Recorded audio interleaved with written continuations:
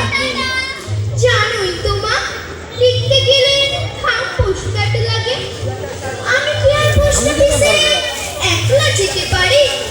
আমার যাওয়া বলতে কেবল পল্লবীদের বাড়ি, তাও ভাগ্যিস এক পাঁচিলে, খুব উঁচু নয়, তাই 5-6টা থান সাজিয়ে টপকে চলে যায়।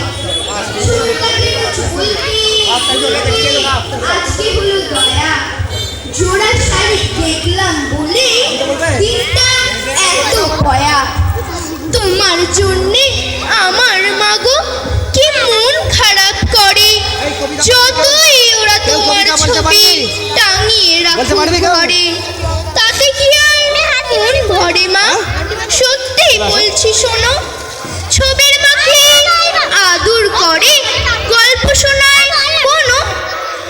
বাবা বলে তোর মা গেছে দূরে, অনেক দূরে, এই ধরে নে শিমুলতলা কিংবা মধুপুরে। বাবা ভাবছে রুমি বোধহয় আগের রুমি আছে, উল্টো পাল্টা যা হোক কিছু বুঝিয়ে দিলেই বাঁচে। জানি না এই চিঠি তোমার হাতে পড়বে কিনা, তুমি তো আর আসবে না, তাই আসতেও লিখছি না। একটা কথা চুপি চুপি লিখছি তোমার শেষে, তোমার রুমি ভালোই আছে, তার সে নিজের দেশে। ভালো থেকো।